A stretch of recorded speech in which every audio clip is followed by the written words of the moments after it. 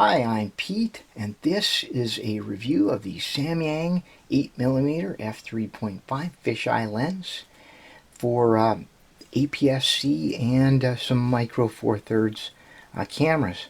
My particular version is for Nikon, and it has the chip, as it's called. It's chipped.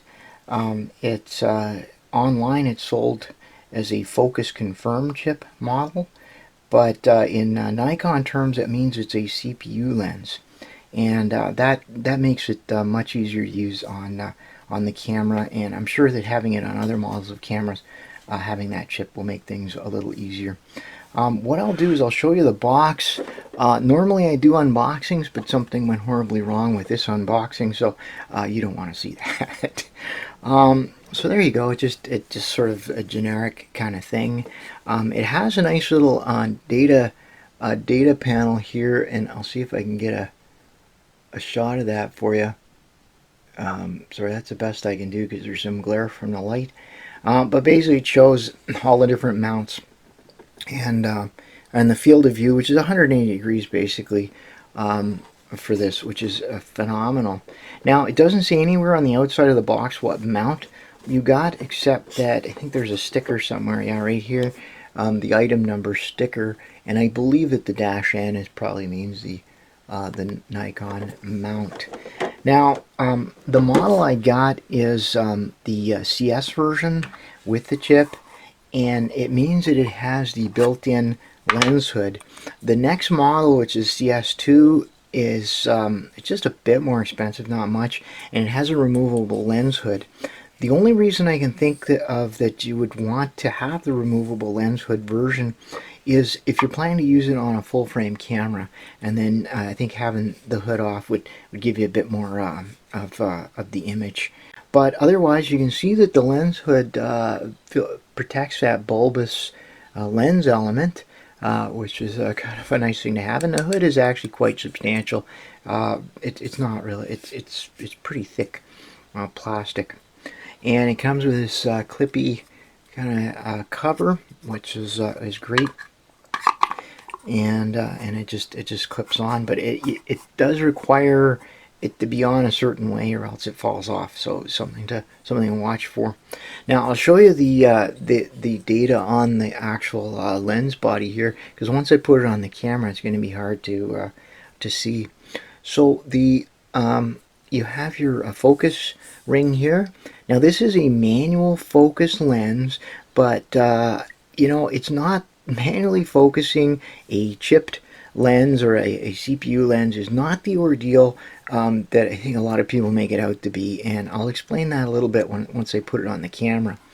You also have the aperture setting here, and it goes from it's 3.5 all the way up to f/22. You don't use that when it's on the camera. It actually, you just have to set it to f/22, and then the camera controls the aperture when you have the focus confirmer, the CPU version of it.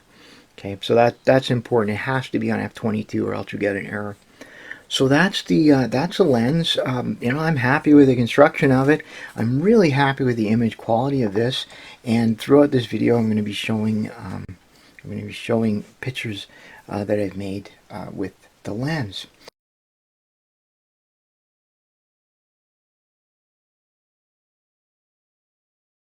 So I'm just going to go ahead and put it on the camera. I'll take a test shot and kind of show you how things work. Now the lens that I have on my camera, this is the 35mm Nikon lens, and it's great for low light. A lot of the photographs I take are in low light, and so when you put it on the camera, this one doesn't have a dot; it has a line. But it works the same way, locked into place. Now I'm going to double check that it is set to f/22. If you don't set it to f/22, then when you turn the camera on, I'll show you what happens. You'll get this error on the Nikon. You'll get it's an FEE error. If you look that up, it says something about not being able to control camera settings. So you turn it to f/22, And now the aperture can be controlled by the camera, by just the regular way, just the normal way you do it. The EXIF data is correct and everything's fine when you do it. Now the other thing to change, you're supposed to change from autofocus to manual. Honestly, I haven't found any difference, and maybe someone will tell me in the comments. If you forget to put it to manual, I don't know exactly what that does. I haven't noticed anything. So there you go. Now once you have this on your camera, when you go to take a picture, it is a manual lens, but remember the autofocus still works on your camera. The autofocus will do everything it normally does except physically turn this knob for you. So the way I work it out when I take a photo then is I just, if my subject is fairly close, I'm going to turn it all the way to the lowest distance setting. Then I'm going to press the shutter halfway, which initiates autofocus on my camera. I'll look through the viewfinder, and I'm just going to turn the manual focus dial until the focus confirmation dot comes on in the viewfinder. So I can't really show you this, but I got a little focus confirmation dot, which means that the camera's in focus. So now I can just go ahead and take my photo. Okay. And I'll see if I can show you what that looks like. So there's the display screen. You can see that all my EXIF data is correct, and when we go into it, we see that it's a fairly good, fairly clear picture. I would probably bump the brightness a little bit. But and there you go. In the center there, it's very, very regular. You don't see a lot of curved lines. So if I wanted to use this photo, I could just really crop the center, and you'd be hard pressed to tell that it was done with a fisheye lens. That's the thing about this particular lens, that it is quite regular, and you only see the curves. At the outside of the picture. Now this is not vignetting that you see. This actually is what my lighting setup looks like, so I just wanted to point that out. And in the sample photos I'll show you, you'll see that it doesn't have any vignetting, any noticeable vignetting. So but you see the curved lines just on the very, very out edges. And you see the lamp here, which has a straight base. Well, actually it has a curved top, but here this is supposed to be straight. So if I didn't want to just crop the center and use that, or just use it the way it is, then I would just run it through my Defishing software.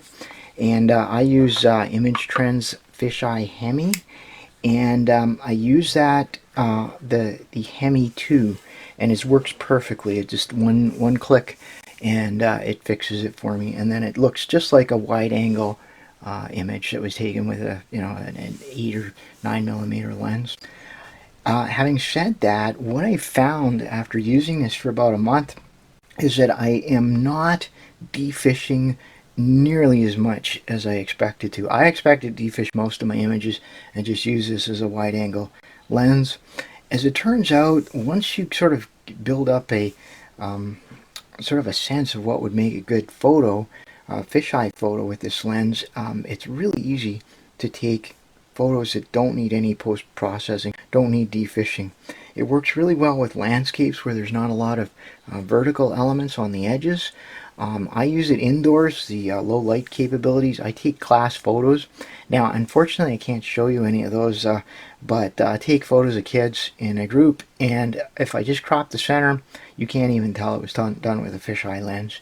But of course, it's a lot of fun in a classroom because I get the kid to put his forehead right up against the front hood there, and I take a couple shots, and he can see that he's got a very big head on the image there, and they love those kinds of the photos. So it has a lot of creative options. Because the fisheye lens has a very deep depth of field, a focus field, you're going to have a huge distance from the right up close to the lens, right all the way into the distance of very sharp focus. And one of the cool things to do is you set your focus by you point it at a distant object or whatever. You set your focus using the focus confirmation dot, and then you can actually stick the camera on the ground and just tip it up a little bit and take a couple shots. You don't have to get down on the ground. You don't have to look through the viewfinder. It's going to remain focused, and that's the cool thing about it. And you can get some really neat shots that way. You can hold the camera over your head, take a bunch of shots. Lots of creative possibilities. The other thing I've done with this camera is that I fed some images right out of the camera, fisheye images, right to my Pano software. Made some panoramas. They come out great. It stitches them perfectly. I use AutoPano from Kolor, I think Kolor, and it's really been super. So I'm still learning, and that's really the point of getting a lens like this, is to push yourself artistically and technically, and it's certainly done that, but it's not been as nearly as difficult as I expected to learn to use this fisheye lens. I thought it would be some sort of funhouse mirror that you sort of have to figure out you know, how you get a good image out of that, but it's not like that at all. This particular fisheye is very regular. It has a really pleasant image property when you're looking horizontally. Landscapes come out great. Most of them don't need to be processed, defished at all, and it's kind of it's been marvelous. So that's it. I'm really happy with this lens. Obviously, I think it was a great bargain. Image quality is great. Low light capability works well. And again, I want to point out that the manual focusing on a modern camera is you still get all the automation. You just physically have to twist the ring yourself. So that's it for my review of the Samyang 8mm f3.5 fisheye lens. I want to point out that on my channel I am not affiliated with any manufacturer. I don't take freebies from manufacturers. Anything that I review on my channel is going to be either something I bought myself or something I borrowed from someone that I know. But I'm not, you know, I'm not shilling for anybody. This is just my own stuff and stuff I'm interested in. So if you have any questions, any suggestions, any comments about my video, please feel free. I always look forward to your constructive feedback. So please let me know what you're thinking. And I will be coming out with more videos, technology type videos on my channel. And next up will be another Samyang wide angle lens. So look for that. All right, well, until next time, thanks for watching.